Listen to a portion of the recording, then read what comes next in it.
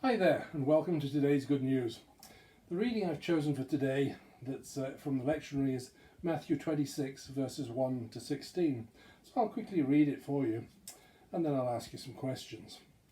When Jesus had finished saying all these things, he said to his disciples, "You know that after 2 days the Passover is coming, and the Son of Man will be handed over to be crucified." Then the chief priests and the elders of the people gathered in the palace of the high priest, who was called Caiaphas. And they conspired to arrest Jesus by stealth and kill him.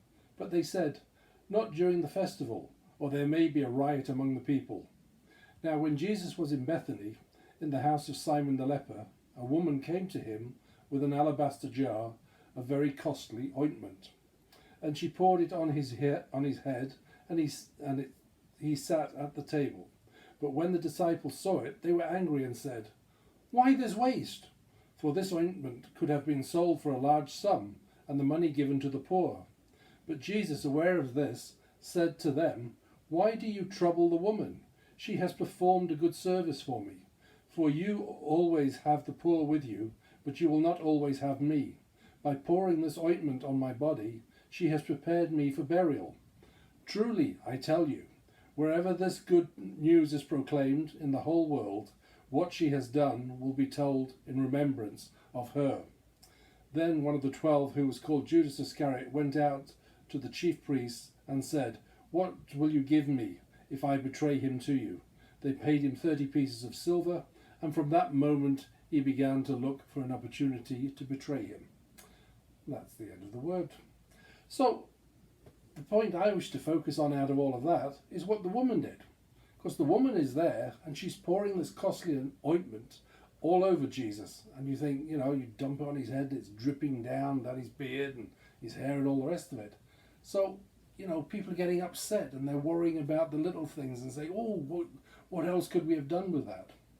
Now, we are coming to the end, or towards the end, of the lockdowns and things like that. We have a long way to go. We're going to have to start wearing masks in all different places.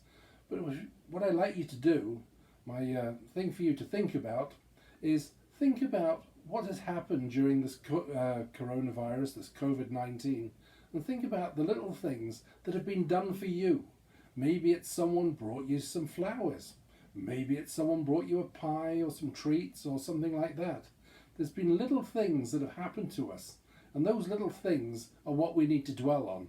Not the bad things of the COVID-19 and what we can't do and things like that, but the little things, the things that people have done. And those are the things to remember, because when we actually have gone through this and a few years have passed, we'll be able to look back and say, yeah, you know what? It was a tough time, but we pulled together. We were all in this together and we pulled through it. So have a think about that. Maybe even write them down, because these are your memoirs now. Okay? That's your homework.